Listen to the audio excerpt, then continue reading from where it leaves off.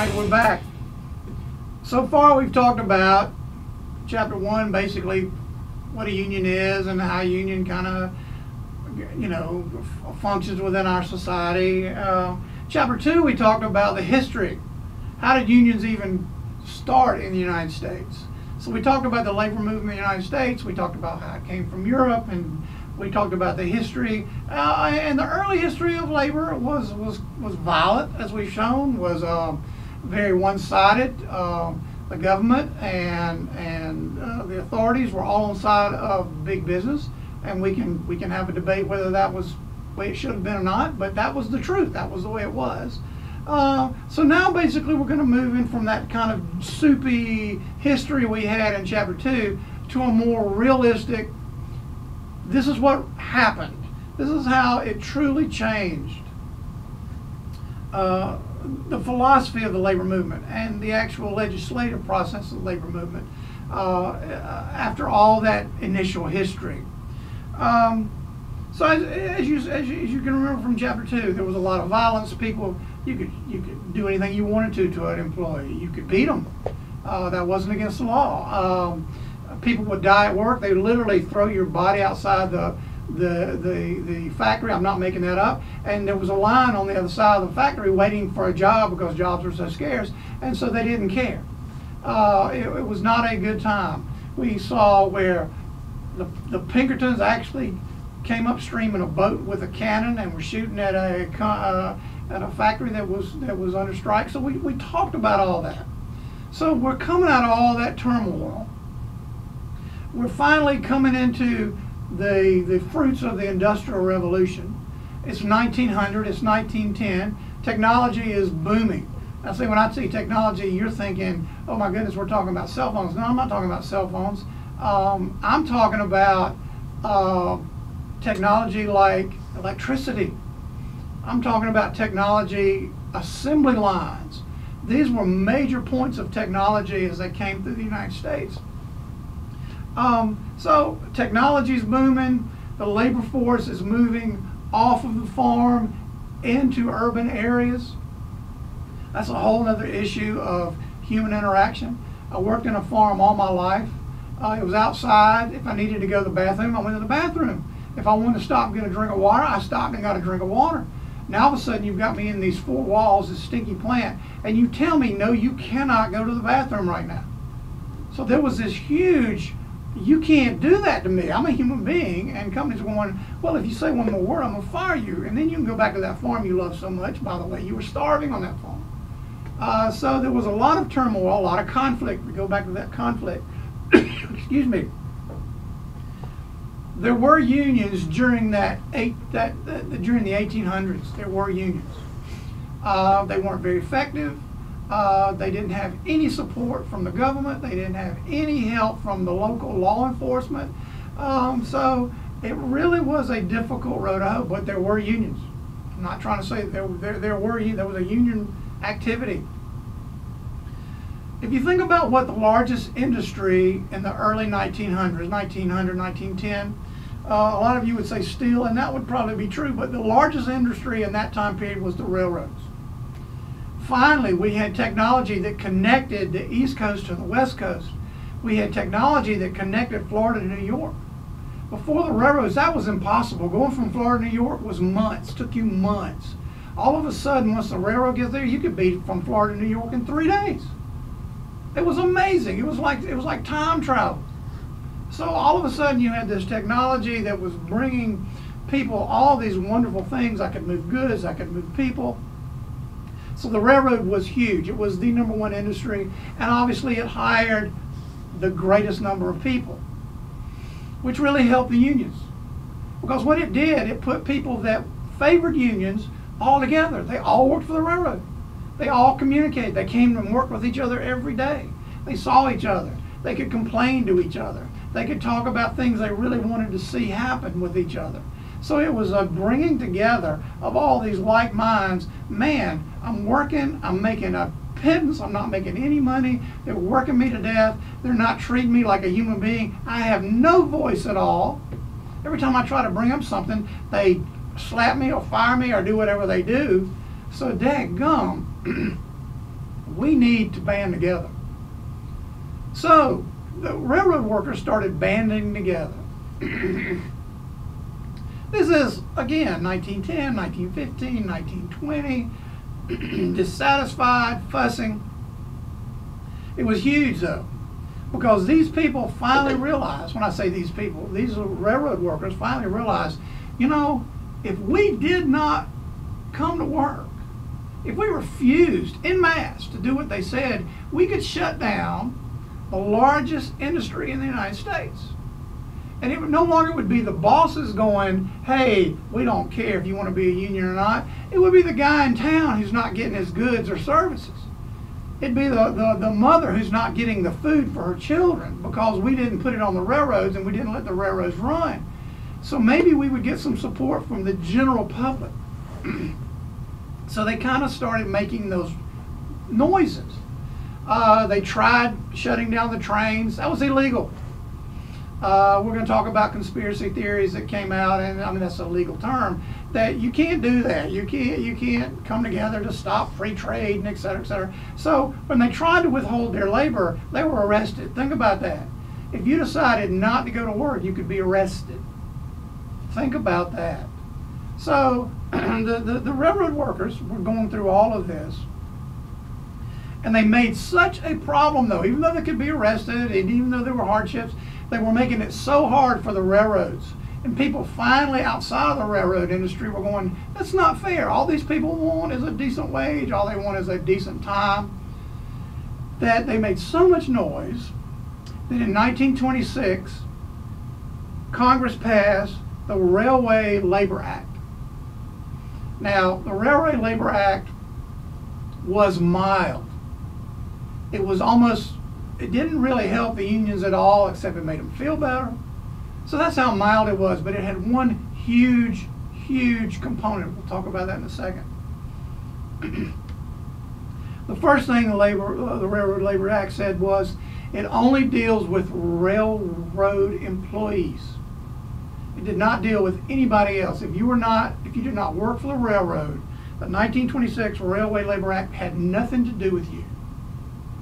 The second thing it said is if there was ever a disagreement between the railroad and the union, that it would go to arbitration. A third party would come in, listen to both sides, and figure out what to do. Now, in reality, who came in? You know, there was no mediation board back then. There was no arbitration board back then like there is now. They'd bring in their buddy, and who's they? The owners of the company would bring in some judge that was a real judge, had all these titles, and he would listen to both sides, and guess who he always sided with? So it really didn't help the unions. However, what it did was, and this is going to be kind of philosophical, and I apologize for that, the 1926 Railway Labor Act gave unions an existence. It gave them a real identity. Until 1926, unions did not exist. There was no law that said, here's what a union is. There was no definition that here's the rights and privileges that a union has. So until then, if I was a union and I wanted to sue you, take you to court, I had no standing because I was not a thing. I know we're getting real philosophical now, but I was not a thing. The fact that the Congress of the United States wrote a law that said if there is a dispute between the company, railroad, and its workers, they have to sit down and discuss their differences, and it has to be settled by a third party. That means that an invisible thing can't sit down at a table.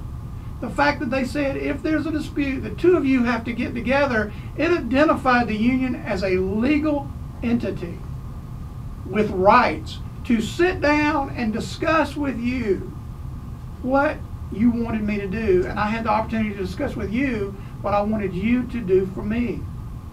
So here's the situation. All of a sudden in 1926, there's this legal thing called labor. And it has a right. It ain't a big right. It's not a whole bunch of rights, but it's a right that if me and you get in a fight, you at least have to sit down with me. By law, have to sit down with me. By 1926, Railway Labor Act, you have to sit down with me and talk to me. Nobody saw this coming. The labor unions didn't see this coming. But all of a sudden, a labor union had standing in the judicial process of the United States.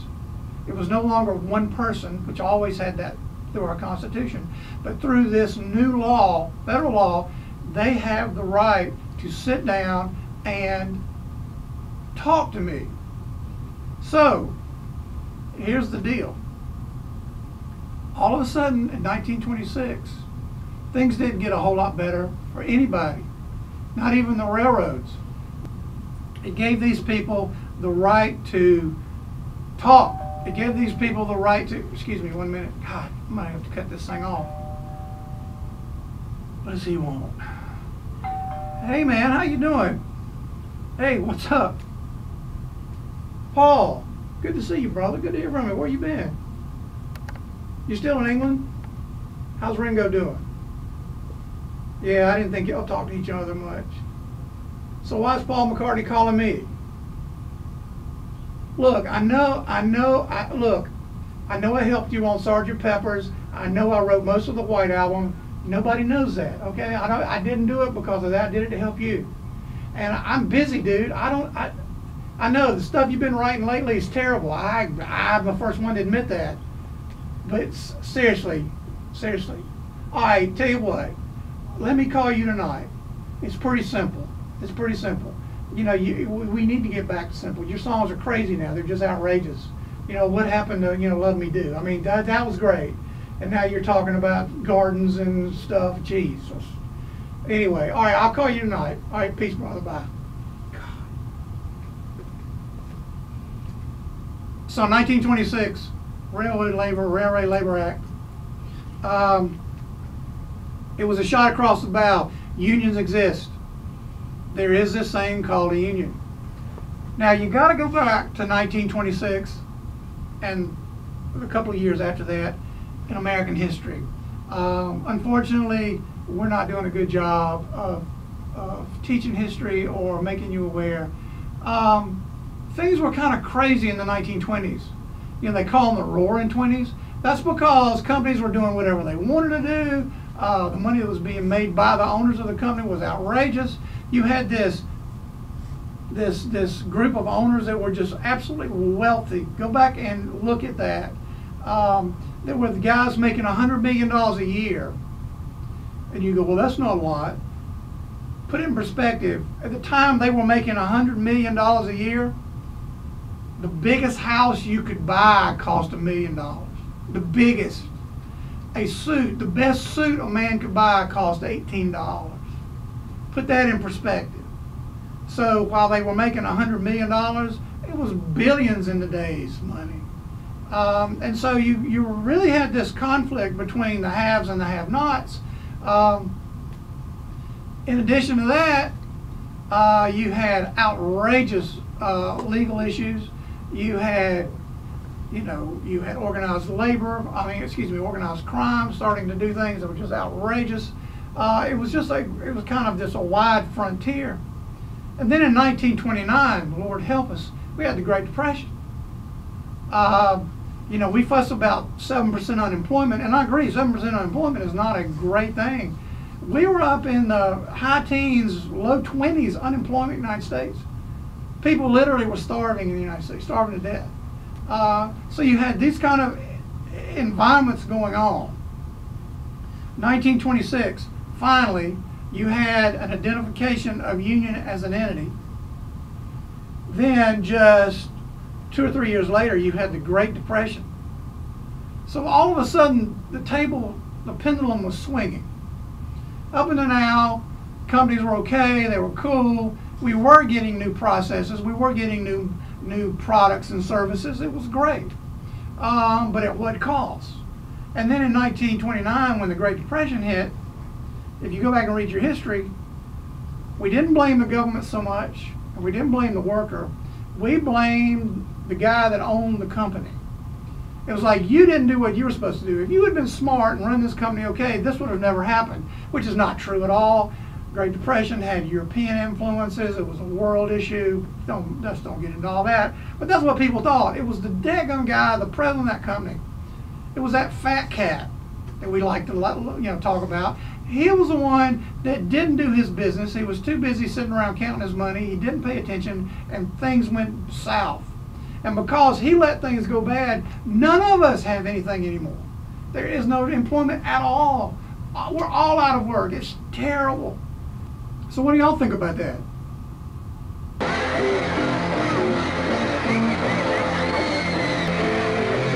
So the pendulum swung. All of a sudden, yes, these managers of companies, it's their fault. They're the ones that have caused all of this problem. Some of that was true, most of that was not, but that's what people believe. So now, 1932, Norris-LaGuardia Act. Norris-LaGuardia did not give any rights to the union. The thing called a union, which was established back in 1926. So it didn't give any additional rights to the union, but the Norris-LaGuardia Act actually took away two things that companies were doing to prevent people from joining unions or starting unions. The biggest thing, the most effective thing that companies used to fight unions, and they hated unions from the get-go, before 1932 was something called an injunction. We still have injunctions today. You can get a judge to issue an injunction, and an injunction basically says, hey, dude, or hey, company, or hey, union, stop what you're doing right now. We just need to come in and make sure that what you're doing is okay. There's a question about what you're doing, and it might be perfectly fine, but it might not be fine. All we're saying is stop for just a little while. We'll come in, we'll decide whether what you're doing is okay or not. If it is, keep doing it. If it's not, we'll ask you to stop. Now, when I say we, we're talking about the law, the government. This is the way. Now, we still have injunctions today. You come home from work and you've got a neighbor, and there's no fence between your yards, but there's this gorgeous oak tree that's always in your mind been on your property. And you come home one day and there's this guy out measuring your tree and putting a big X on it. And you're going, dude, what are you doing? And he goes, well, your neighbor hired me to cut this tree down. It's his tree. And you go, no, it's not. This is my tree, right on the line, and no fence. You can go get an injunction. You can quickly find an attorney who will call a judge, and they'll say, look, stop. They'll tell your neighbor, stop. We're not saying it's not your tree. We're saying we don't know. So one of y'all needs to get a survey out here, do a line. Whoever's tree it is, they can do whatever they want to. If it's your tree and you don't want it cut down, no. If it's your neighbor's tree and we find out it's his tree, cut it down, buddy. It's your property. So we still have injunctions. I'm not trying to say we don't. However, 1932, Norris-LaGuardia Act said you cannot use an injunction in labor disputes. And here's how companies were using the injunction. The company, the union of the company would say, we don't like what you're doing and we're going to strike. We're not going to work. The owner of the company would go to one of his buddies. They were the same social circle. And he would call one of his judge buddies or one of his legal buddies, and he would say, I need an injunction. And somebody would write an injunction. The judge would write an injunction, and he would say, workers, I understand you have a dispute, that's okay, but you are hurting interstate commerce, you're hurting all this, so you need to go back to work until we can straighten out this problem. Now, and if you don't, we'll put you in jail, by the way. We'll just put you in jail. So imagine you're some poor worker, you're making $2 a day, you're barely making it, you got 2 kids, all of a sudden, you got this judge going, you don't go back to work, we're going to put you in jail. So it was very, very effective. So companies used an injunction to force you back to work. The second thing that that companies did to fight unions during this time was called the Yellow Dog Contract. The Yellow Dog Contract. This was a contract that you signed when you went to work for a company, and it basically said, I promise I will never join a union, support a union, start a union, do anything connected to unions, and if I do, you can fire me immediately. It's a contract. If you signed it, they had the legal right to do that. However, in 1932, North LaGuardia said yellow dog contracts are illegal.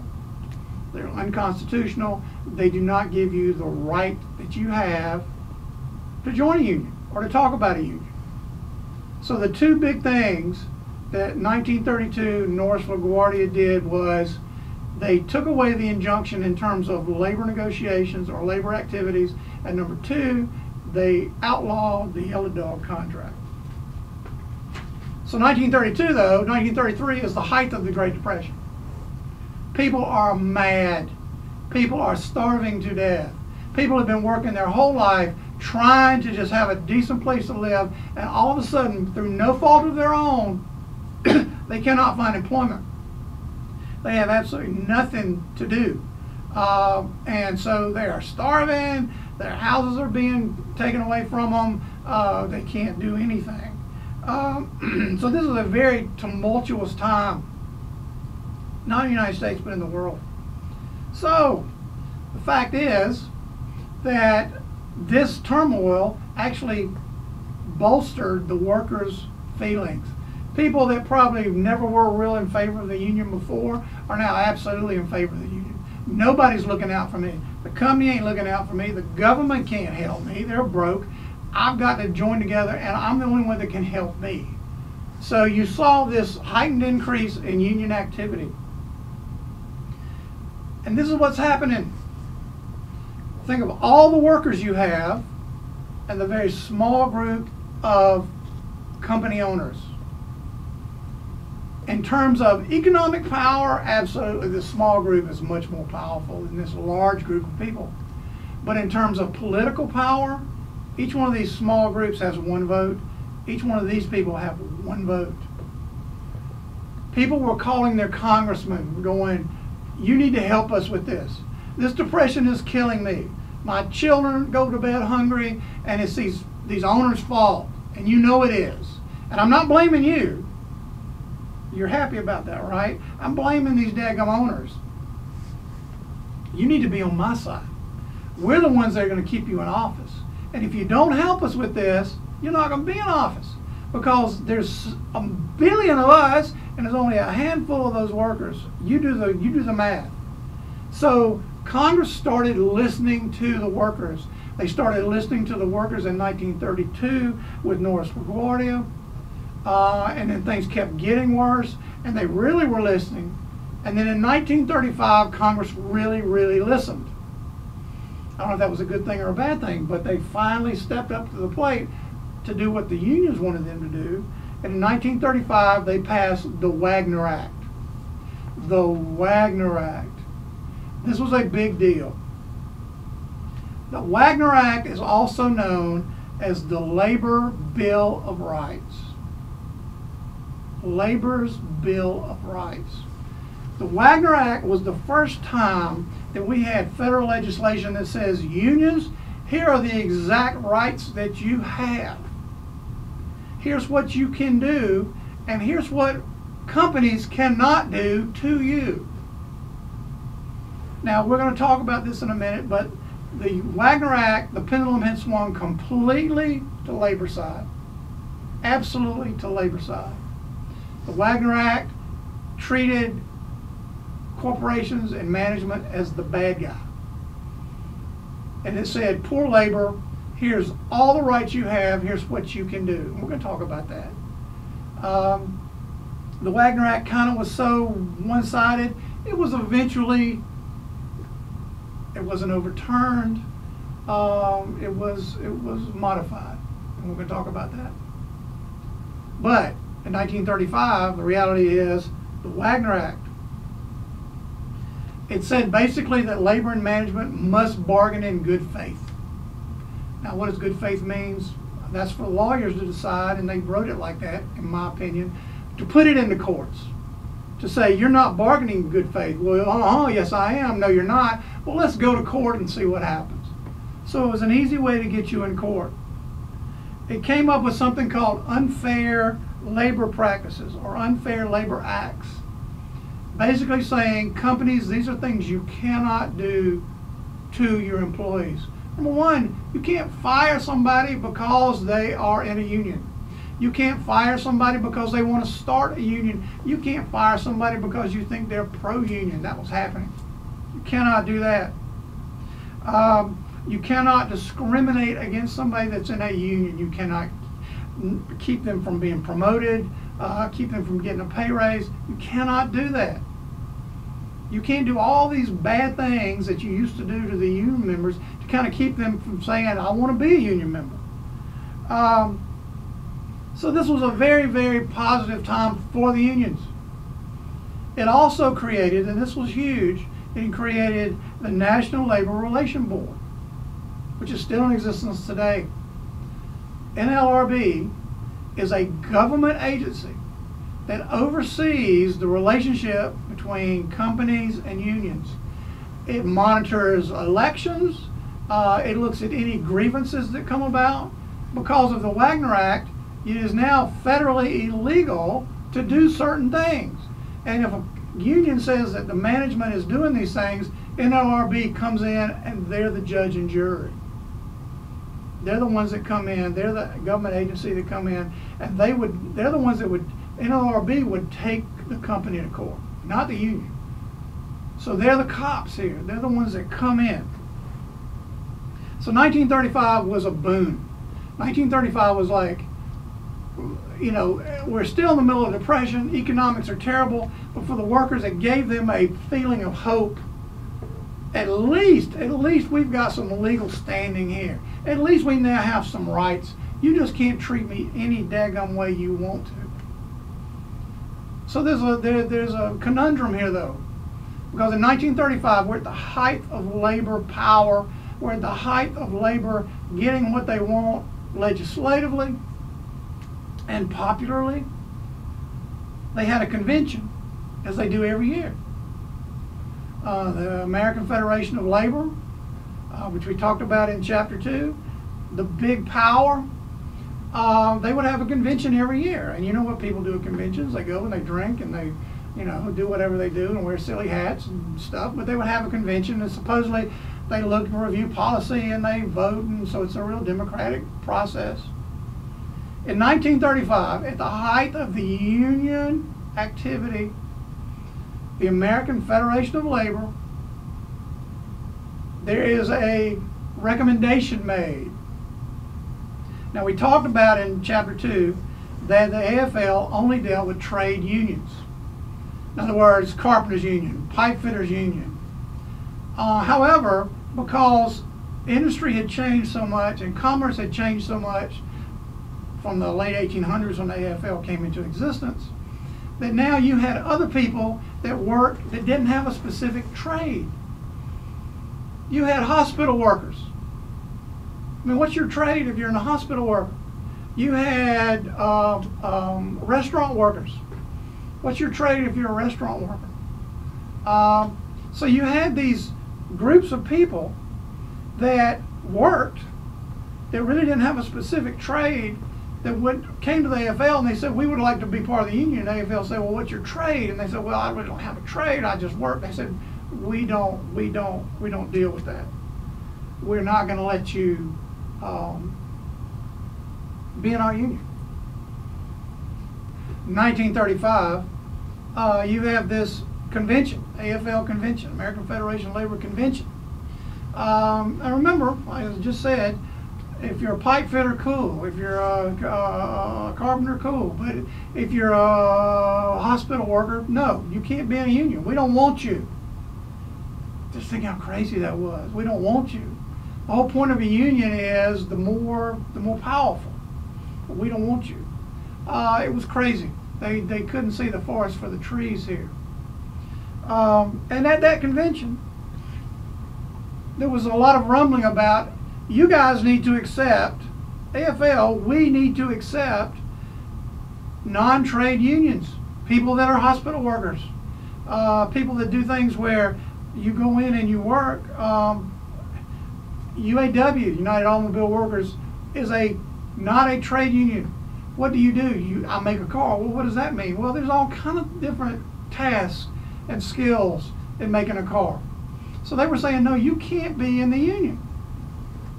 But there was a lot of people in these industries that didn't have this specific trade. And they were going, we would like union representation. We've seen the benefits that all these other people have gotten, and we would like it. And so a move was made at the 1935 AFL convention that we let these non-trade employees form unions and come under our umbrella, and it'll be great. It was absolutely resisted so much that there was a fight on the podium between the president of the AFL at the time and the member who was trying to bring this up. A fist fight on the podium at the convention.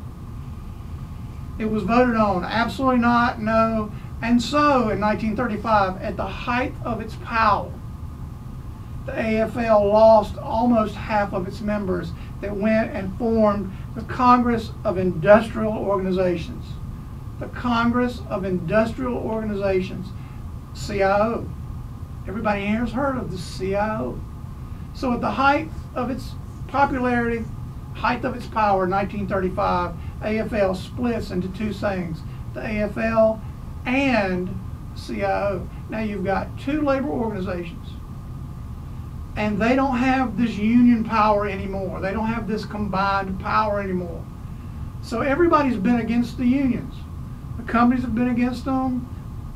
The legal process has been against them. Government really hasn't been for them. And now you split.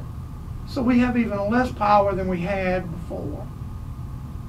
So it's kind of an interesting point to look back and see that at the height of its popularity, at the height of its strength, it literally broke itself apart simply on ideology grounds. It was just amazing when you think about that. I know hindsight's 20/20, and if I'd been an AFL guy back then, I'd have probably been going no too. But when you look back at it in retrospect and you go, what an idiot they were, and they kind of were. So this is 1935. Well, around 1935, 1936, 37, we started having rumblings in Europe. And at first it was like, hey, that's Europe's problem, we don't care.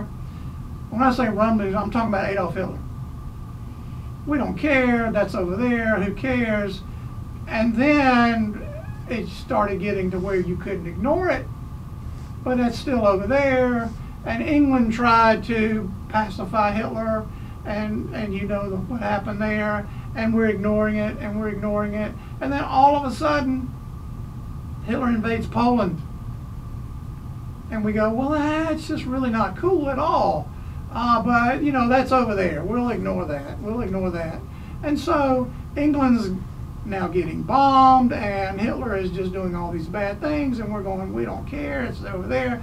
And then all of a sudden, we get attacked in 1942 by the Japanese, and we find out that they are allies of the Germans, and guess what? We're at war. Everywhere. Now we will go help our European brothers. Okay. So, all of this happens. Boom. From 1935 to 1942, the world truly was in turmoil. Anybody that's got a bunch of brothers and sisters know that you fight amongst yourselves all the time, but don't let anybody disparage one of you from the outside, and all of a sudden we're all on the same team.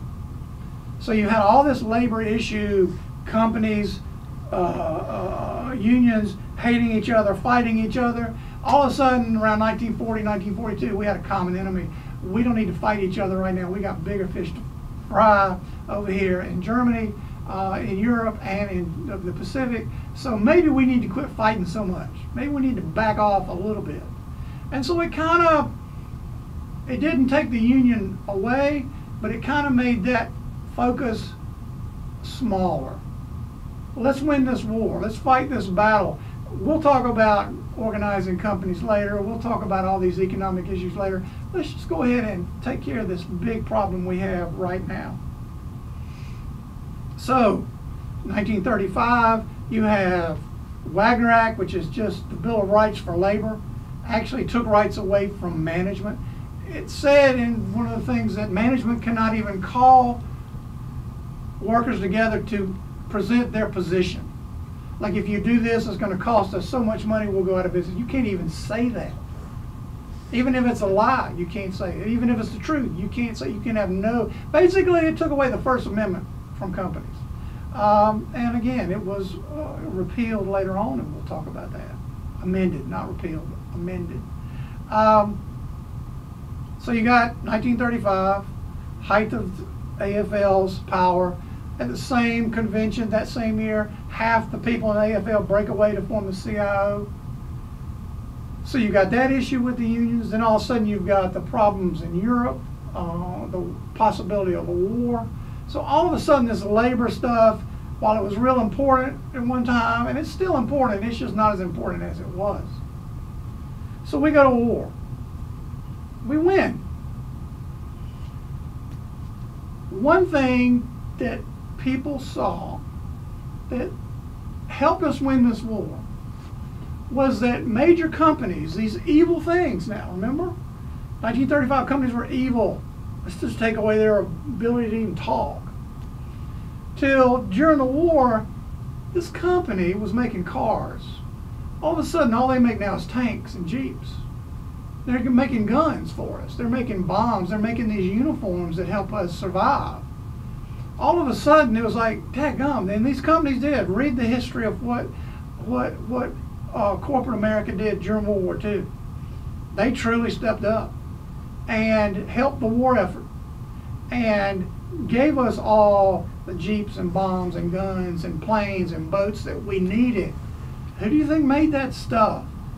You had to go to Boeing to make planes, and all of a sudden they weren't making commercial planes, they were making whatever, B-52s. So we win the war, we get out of the war. All of a sudden, the American, not all of a sudden, but over the course of the war, the American opinion was like, these companies aren't so bad. You know, that gun they made me work the whole time I was out there and helped me stay alive. Thank you, company. I appreciate what you did for me. That feeling truly was there. So people come back, pour back in, millions of workers pour back into to America, into our organizations, and they've got this kind of new sense of, well, maybe this isn't so bad. I came back, they gave me a job, they helped me win the war, they built that thing I used to help me win the war, so that everything's better. It's not as bad. So these workers literally kind of went to Congress, and Congress is in favor of this, and said, you know what? 1935 Wagner Act was a good act. It gave workers certain rights, but it wasn't such a good act in that it took rights away from management. That's really not what we think is American. So in 1947, they passed the Taft-Hartley Act. And the Taft-Hartley Act basically rewrote the Wagner Act. And it was very detailed, and I'm obviously giving you the Reader's Digest version. But it basically said, if labor can do it, management can do it. What rights labor has, management has those same rights. Absolutely.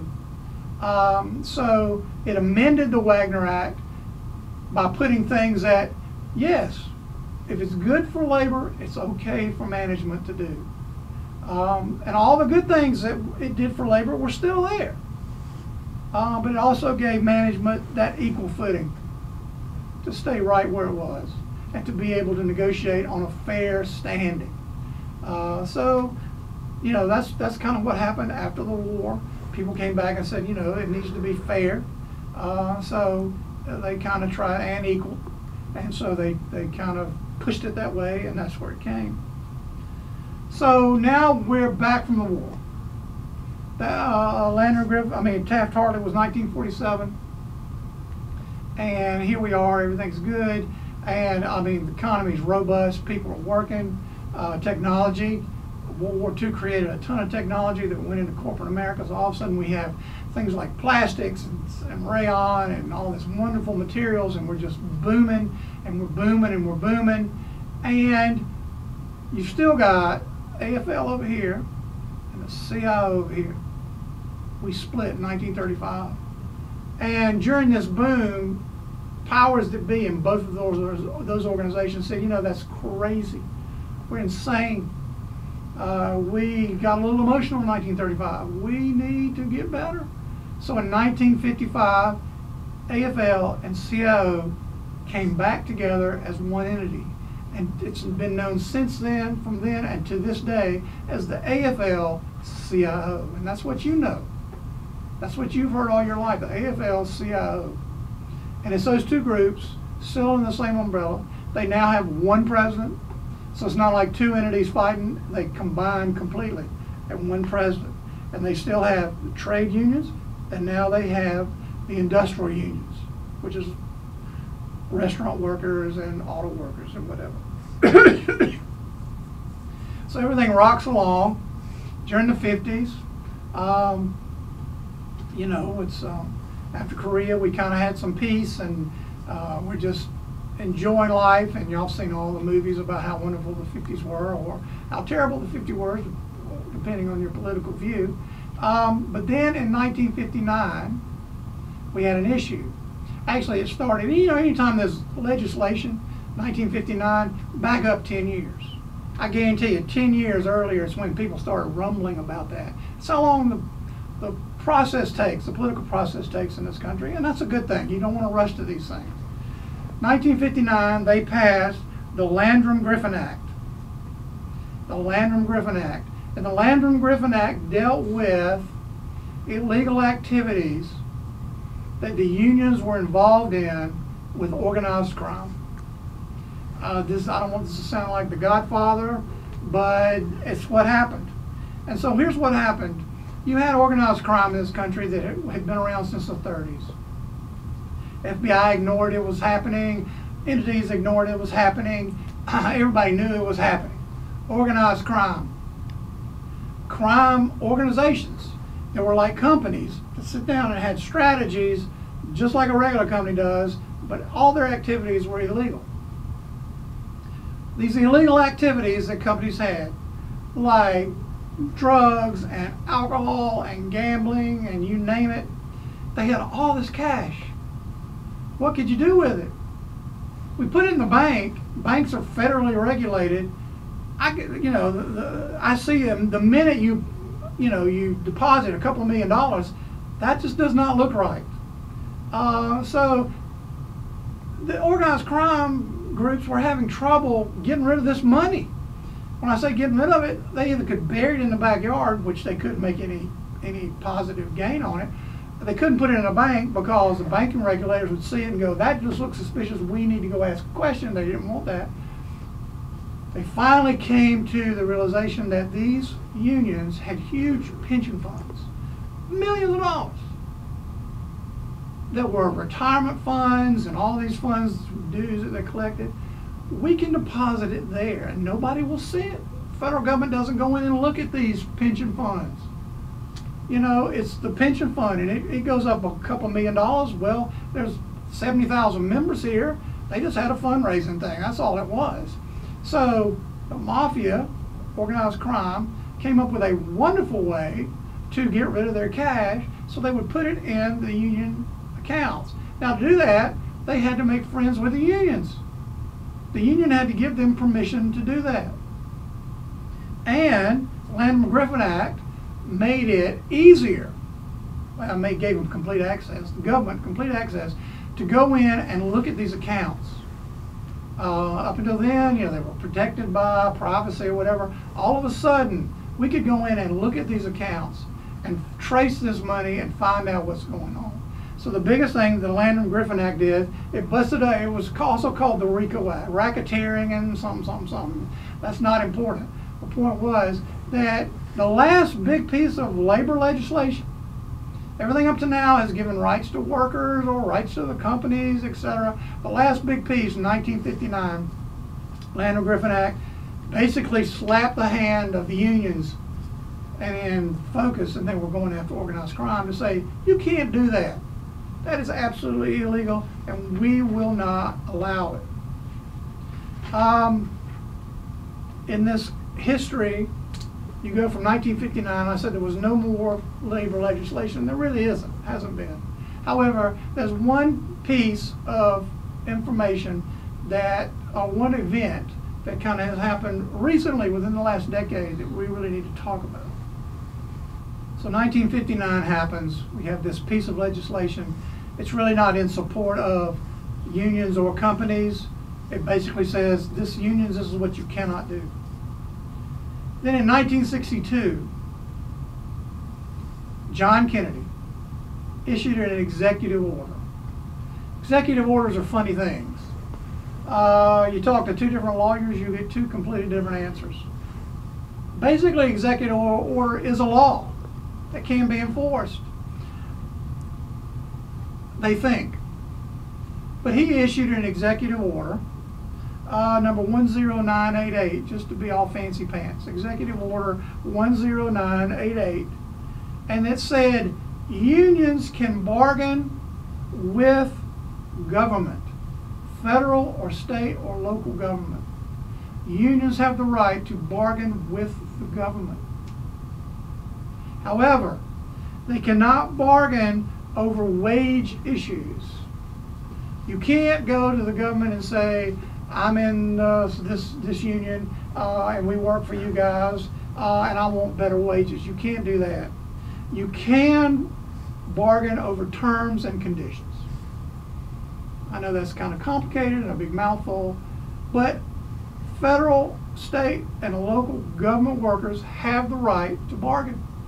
And we've seen this regionally. We've seen this in the last 2012 election. We saw, what was happening in Minnesota and Wisconsin with government unions being denied rights and striking and sitting down in the state house and blocking things. So that issue is still raw. That issue is still there. But they do have that right. They have the right to have contract negotiations over things like conditions, terms of contract, etc., but they cannot have negotiations or strike over wage issues. So then we have this lull from 1962 to 2005. What is that? Good gracious. That's over 40 years, nothing. There's a lot of fussing and fighting, strikes are going on, etc., but no legislation that addresses these kind of issues. And then in 2005, once again, we have turmoil within the ranks of the union. AFL-CIO during the 50s and early 60s would strike. They would fuss and fight. The coal miners struck right when it started getting cold up in Northeast and people were literally freezing to death. They were using things like this, and it was just part of the landscape. However, around 1970s, it was like, let's don't strike anymore. Let's talk, let's arbitrate, let's see what else we can do. Striking is not a good idea. Nobody likes it. The public don't like it. Our union members don't like it because they don't have any money, et cetera, et cetera. Nobody likes it. Let's try to negotiate with these groups. And that's kind of the philosophy they had from the 70s up until 2000. And then you started having groups, particularly the Teamsters, truck drivers, who were saying, we don't like this conciliatory relationship we have with these companies. We need to strike. We need to burn some buildings down. Okay, we need to show these people that, dadgummit, they can't push us around, and we're still a union, and we're an organization. So they went, the Teamsters went to the AFL-CIO and said, we need to, muscle up. And some other unions joined them. We need to muscle up and do this. To no avail. No, we're not going to do that. This is the 2000s. We're going to be better than that. So in 2005, the Teamsters, along with 11 other unions, smaller unions, the Teamsters were the biggest union, broke away and created the Change to Win Coalition. Obviously, they didn't hire anybody that had any marketing sense to help them with this name. AFL rolls off the tongue. CIO rolls off the tongue. Change to Win organization absolutely is crazy, in Mike's opinion. But that's what they're known to this day. Change to Win Coalition, not corporation. Change to Win Coalition. So you now have two main bodies. You have the AFL-CIO, which is the historic one. Then you have the Change to Win Coalition. And their focus was, we're going to be more strike-oriented, we're going to be more physically oriented. That really has not come to pass. We haven't seen that increase in strikes that they wanted. We just basically have another organization that has an organizational structure that is just there. But once again, they broke the power. AFL-CIO, they took a bunch of their members and started this Change to Win Coalition. And again, we're at 12% union membership. The power has not increased.